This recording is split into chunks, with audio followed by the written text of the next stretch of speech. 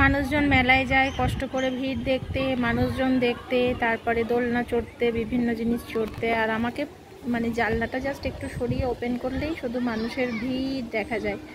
দেখো কত মানুষ বসে আছে চারিপাশে। কিছুক্ষণ আগে আরও ছিল, তো এখন অনেকটাই তাও একটু কমে গেছে। পুরো ভর্তি, মানে প্রায় 12টা পর্যন্ত এরমই চলবে আর কি। 12টা পর্যন্ত পোডিয়ামে এরমই মেলার ভিড় চলে আর কি, মেলায় হয়ে থাকে সব। আর এই যে আমার পুত্র 7:30টায় খেলে এসে 1 ঘন্টা খুব কষ্ট করে পড়েছে, পড়ে টিভিতে বসে গেছে, তাই না? Good evening friends, welcome back to my channel. এখন বাজে হচ্ছে কটা বাজে দেখলাম 8:30 বোধহয়, 8:30 বাজে। হ্যাঁ, তো আমার এডিটিং করতে একটু দেরি হয়ে গেল। তো এখন ভাবলাম আমি জলটা ভরে নিই। কেন বলো তো, সকালবেলা তোরা টাইম থাকে না জল ভরার, তারপরে সকালবেলা দেরি হয়ে যায়। এই এখন কিছু দেব না, এখন দিলে তুই আর রাত্রে ভাত খেতে পারবি না। সন্ধ্যেবেলা মুড়ি খেয়েছিস, তারপরে দুধ কর্নফ্লেক্স খেয়েছিস, এখন আবার কি খাবার রে? বেশি করে জল খা। ভাতটা হয়ে যাচ্ছে, কালকে সমীর যাচ্ছে অফিসে, ঠিক আছে? কালকে জল ভাত দুপুরে, মাছ থাকবে, রাত্রে হয়ে যাবে।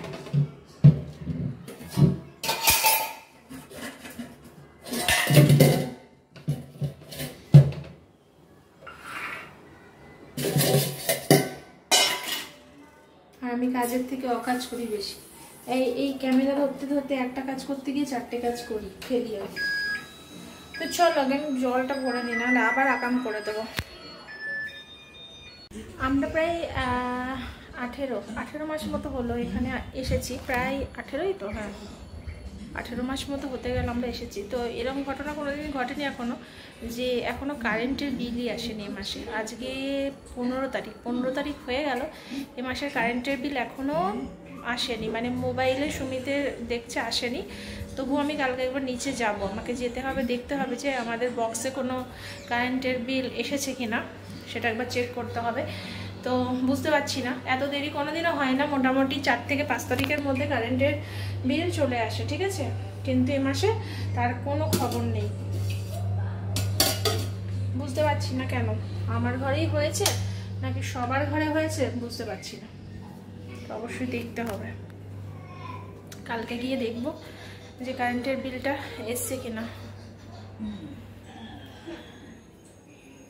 সুমিতা এখন ঘুমাচ্ছে, আমি ভাবছি অফিসের কাজ করছি, মা দরজা খুলে দেখি ঘুম দিচ্ছে, পাশে ল্যাপটপটা রেখে ঘুমিয়ে পড়েছে। আসলে দুপুরে ঘুমায় না, তো এবার অনেক সময় যখন কাজের চাপটা একটু কম থাকে তখন হয়তো ঘুমিয়ে পড়ে। তো দেখি ভাত খাই, কারণ আজকে সন্ধ্যেবেলা না একটু মুড়িটা বেশি খাওয়া হয়ে গেছে, খিদে পাচ্ছে না আমার, তো একদমই পেটটা ভার হয়ে রয়েছে। তো দেখি একটু একটু হলেও খেয়ে না খাওয়ার ঝামেলাটা মেটাতে হবে। 9:30 বাজে, আমি এখনো ব্লগ ছাড়িনি, তো খাওয়ার ঝামেলাটা মিটিয়ে ব্লগটা ছেড়ে তারপরে একটু হাঁটাহাঁটি করা যাবে। পেটটা পুরো ভর্তি হয়ে আছে।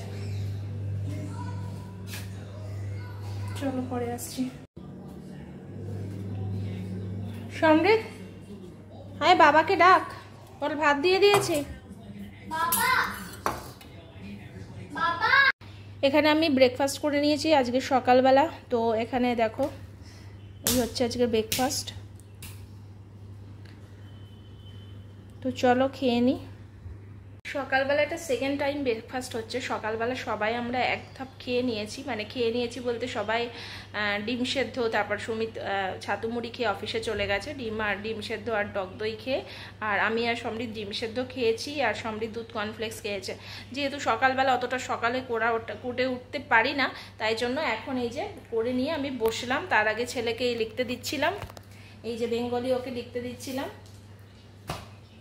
তো চলো, আজকে তো আর সমৃদ্ধ স্কুল নেই, সমৃদ্ধ স্কুলের ছুটি পড়ে গেছে, তো ধীরে সুস্থে করবো। আর দুপুরে আজকে জল ভাত রেখেছি, রাত্রেবেলা মাছ খাবো, ভালো লাগছে না একদম মাছ ফাছ খেতে, তো সেই সব প্রিপারেশনও করার আছে, কিছু করব, তখন তোমাদের শেয়ার করব। আগে আমরা ব্রেকফাস্টটা সেরে নিই।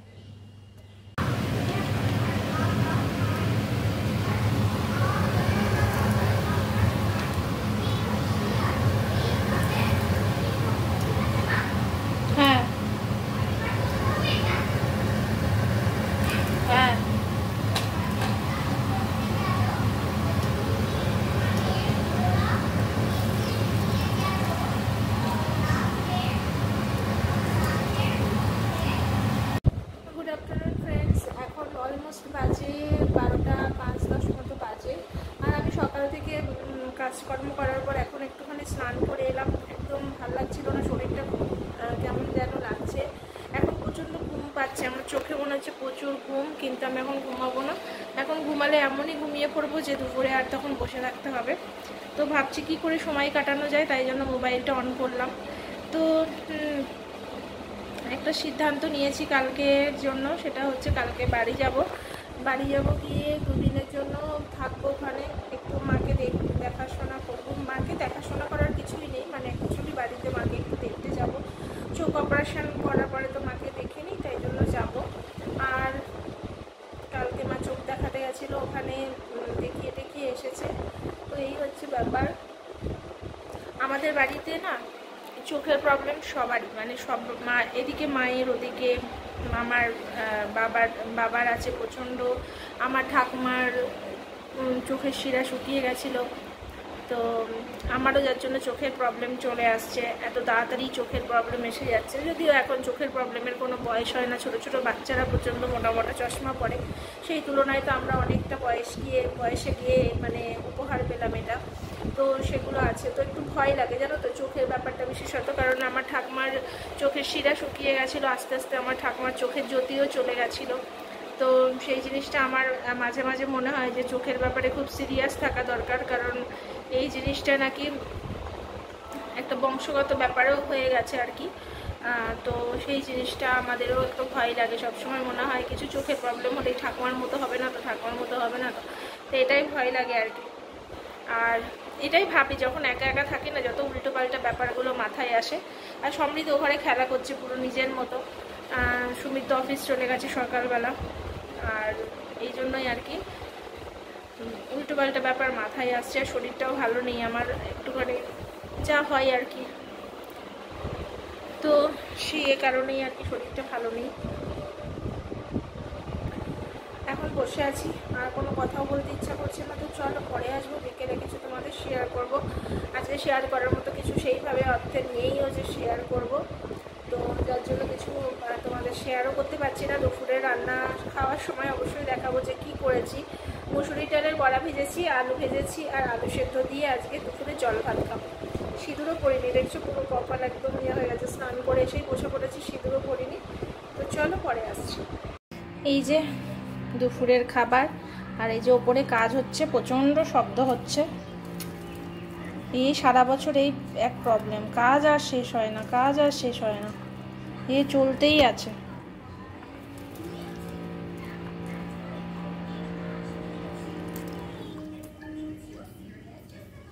আগে আলু ভাতেটা মেখে নিই।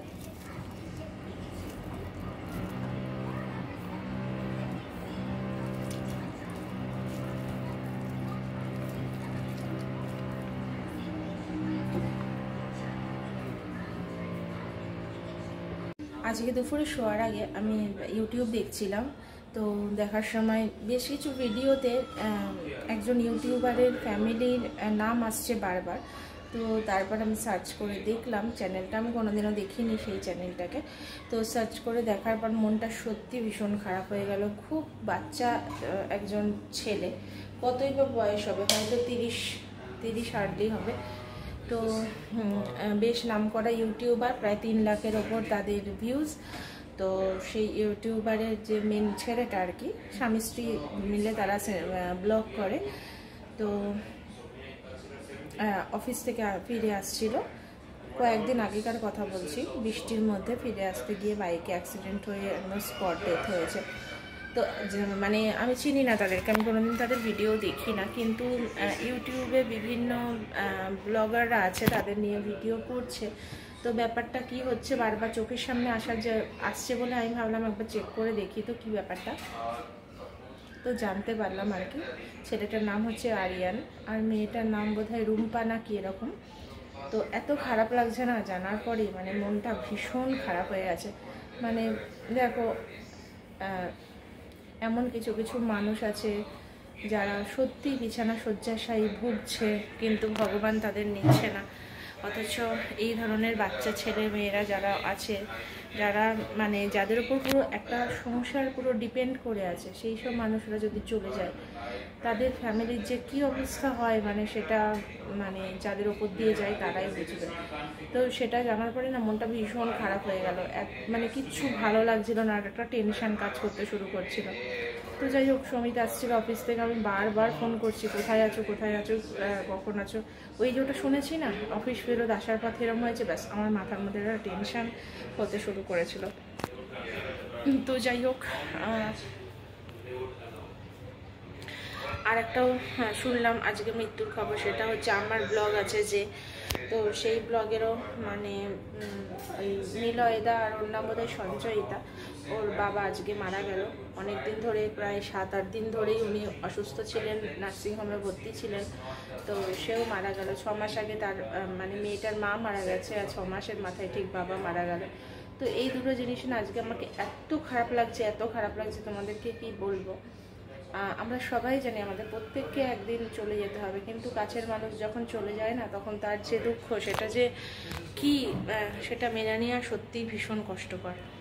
তো এই আর কি, ব্লগ করার মতো মানে মনটাই চলে গেছে, একদম ভালো লাগছে না কিছু। তো যাই হোক, সুমিত চলে এসেছে বাড়িতে, ওর ফ্রেন্ডের সাথে একসাথে বেরিয়ে চলে এসেছে, আর এখন অফিসের কাজ করছে। সমৃদ্ধ গেছে হচ্ছে নিচে খেলা করতে। তো এই ব্যাপার, দুধটা বের করে রাখি, সমৃদ্ধ এসে খাবে।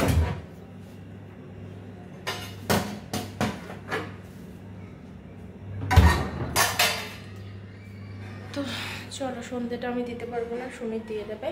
আর এখানে আমি ব্লগটা শেষ করছি, মানে ব্লগ করার মতো মানসিকতাটাই আমার আজকে চলে গেছে, মনটা ভীষণ খারাপ হয়ে গেছে ভীষণ। তো চলো, এখানে আমি টাটা, সবাইকে টাটা জানাচ্ছি, আজকের ব্লগটা শেষ করছি।